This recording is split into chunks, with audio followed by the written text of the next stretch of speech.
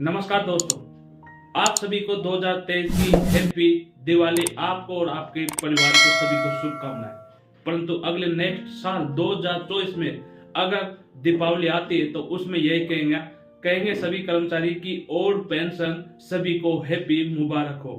तो दोस्तों, आज का वीडियो कास्ट ये होने वाला है, क्या आप भी चाहते हो कि ओपीएस बहाल करो और एनपीएस खत्म करो? तो आपके साथ में कौन कौन लोग जुड़े हुए हैं जिससे वो ओपीएस की चोट पर वोट करेंगे इलेक्शन में? 3 दिसंबर को 5 राज्यों का चुनाव होने वाला है, जिसमें सभी कर्मचारियों का भविष्य तय किया जाएगा कि ओल्ड पेंशन मिलेगी या नहीं मिलेगी।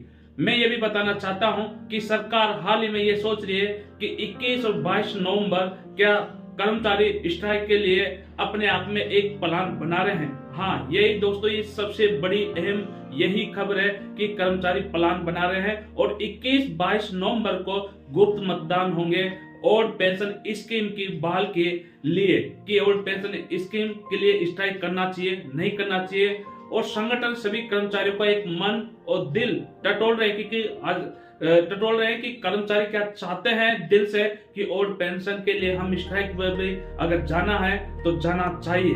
और मैं बता दूं कि जो कमेटी बनाई थी 3 सदस्यों की कि एनपीएस में सुधार किया जाए, वो कमेटी ने रिपोर्ट दे दी है सरकार को। उस कमेटी को 8 महीने हो चुके हैं, परंतु क्या एनपीएस में कुछ सुधार होगा ये भी आपको तय करना है, या फिर आपको 1972 के तहत ही ओल्ड पेंशन पुरानी पेंशन ही चाहिए।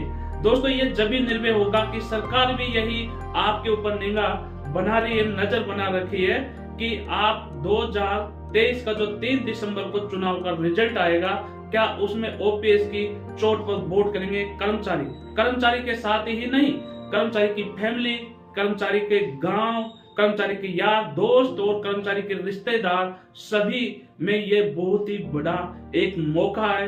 क्योंकि 2024 का जो लोकसभा का इलेक्शन होगा, उस इलेक्शन के बाद में आप ये भी मत सोचना कि ओल्ड पेंशन बहाल होगी। इसलिए यही समय आपके पास है, सबसे बड़ा समय और कीमती समय। आप जानते हो कि मेहनत कभी भी बेकार नहीं जाती है, मेहनत हमेशा संघर्ष चाहती है और संघर्ष हमेशा रिजल्ट संघर्षशील के पक्ष में ही होता है। तो आप क्या चाहते हो कि मैं संघर्ष ना करूं ओल्ड पेंशन के लिए? दोस्तों, हम सबको संघर्ष करना होगा बुढ़ापे की कवच, बुढ़ापे की लाठी, बुढ़ापे की ओल्ड पेंशन के लिए। अब मैं बताना चाहता हूं कि बुढ़ापे में 60 वर्ष की उम्र के बाद में कर्मचारी लगभग रिटायर्ड हो जाता है और उसको एनपीएस के रूप में 4,500 या 5,000 अगर उसको एनपीएस के रूप में पेंशन मिलती है। अगर व्यक्ति 60 वर्ष के बाद में अपना पोता या पोती के साथ में खेलता है और इच्छा होती है कि मेरे पोता या पोती को कुछ दिलाऊं जिससे ये खुश रहे, परंतु ये मजबूर होना पड़ेगा एनपीएस की स्कीम में कि बेटे से ही पैसे लेकर पोता पोती को कुछ गिफ्ट देंगे। तो यही सबसे बड़ी बात है कि ओल्ड पेंशन अगर हमारे पास होगी, हमको ओल्ड पेंशन मिलेगी, तो हमारा जो जीवन है, जो हमारी कुछ इच्छा है, उस इच्छा को पूर्ति हम कर सकते हैं। क्योंकि वेतन की आधी सैलरी आपको रिटायरमेंट के बाद में ओल्ड पेंशन के रूप में मिलती है। तो सबसे बड़ा यही सवाल आपका है, क्या ओपीएस की चोट पर आप वोट करेंगे या फिर आपको कोई फर्क नहीं पड़ता कि हमको ओपीएस चाहिए या एनपीएस? ये आप पर डिपेंड है और आपकी फैमिली और रिश्तेदारों को आप कितना समझाते हैं। क्योंकि आप जानते हो कि एक मजदूर का बेटा हो या फिर एक गरीब किसान का बेटा हो, वो कम से कम उसका बेटा पढ़ रहा है तो वो भी इसलिए पढ़ रहा कि मेरे को भी सरकारी जॉब मिलेगी। और सरकारी जॉब के लिए अगर वो सरकारी जॉब में आता है तो उसको एनपीएस मिलेगी। इसलिए उन सभी स्टूडेंट को जो 18 वर्ष से ज्यादा हो गए हैं, जो मतदान कर सकते हैं स्वयं की इच्छा से, किसको देना किसको नहीं देना वो स्वयं की निर्भरता पर ही असर पड़ेगा। परंतु ओल्ड पेंशन एक ऐसा आंदोलन छिड़ गया भारत में कि सबसे बड़ा आंदोलन सरकार का सिर दर्द बन चुका है। अब इस आंदोलन में क्या कर्मचारी और कर्मचारी के रिश्तेदार, फैमिली, गांव, स्टूडेंट सभी इसमें भाग लेंगे और 3 दिसंबर 2023 को रिजल्ट में ओपीएस की वोट पर चोट करेंगे। यही देखना सबसे बड़ी बात है। दोस्तों, एक और मैं बात आपको बताना चाहता हूं और यही बात है कि ओपीएस आप जानते हो कि बहुत सारे गवर्नर, बहुत सारे अर्थशास्त्री ये भी बोल रहे हैं कि अगर ओल्ड पेंशन कर्मचारियों को वापस दी गई या वापस ओल्ड पेंशन जो स्कीम योजना है वो वापस बहाल की गई तो अर्थव्यवस्था के रूप में भारत बहुत ही कमजोर हो जाएगा। दोस्तों ये 2047 नहीं है, ना 2060 है, ना 2074 है, ये 2023 है और हमारा भारत देश अर्थव्यवस्था में एक कीर्तिमान आगे छू रहा है और देश में हर नौकरीधारी जो कर्मचारी है वो देश की प्रगति और देश के विकास के लिए ही काम कर रहे हैं। परंतु आपको ओल्ड पेंशन चाहिए या एनपीएस, कमेंट करके जरूर बताइए कि आप किसके साथ है। मैं ये नहीं कहना चाहूंगा कि आप वोट किसको करेंगे, क्योंकि स्वतंत्रता सबको दी गई है भारत के कानून ने और एक ही कानून बनाया है अमीर और गरीब और सभी के लिए।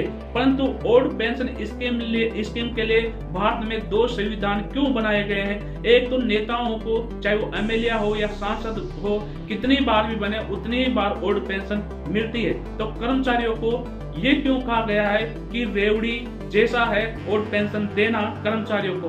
तो ये ना भूलेंगे कर्मचारी, और कर्मचारी ये दिमाग में असर हो गया क्योंकि कर्मचारी ही वोट करवाते हैं, वोट की व्यवस्था सुधारते हैं और देश की अर्थव्यवस्था, देश की प्रगति और देश के विकास में सबसे बड़ा योगदान दिया जाता है। कोई भी बुढ़ापे की कवच या बुढ़ापे की लाठी, जो बुढ़ापे का विश्वास है ओल्ड पेंशन को कोई खोना नहीं चाहेगा। 2004 के बाद में धीरे धीरे 2023 तक 85% ऐसे कर्मचारी है जो एनपीएस में कार्यरत है, चाहे वो राज्य के कर्मचारी हो चाहे वो केंद्रीय कर्मचारी हो, परंतु वही चाहेगा। एक सफाई कर्मचारी को अगर मान लीजिए इस महीने में रिटायर होता है तो उसको 1000 से 1700 रुपए पेंशन मिलती है।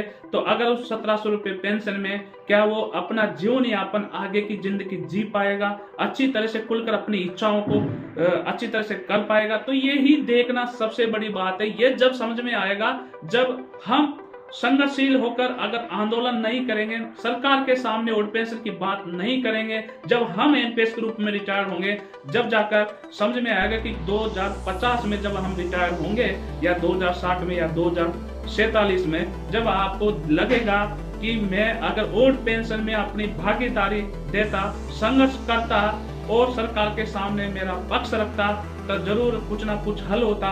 परंतु अगर हम ओल्ड पेंशन के लिए बिल्कुल ही लड़ेंगे नहीं, बिल्कुल ही संघर्ष नहीं करेंगे, तो हो सकता है कि आपको एनपीएस में ही रहना पड़ेगा।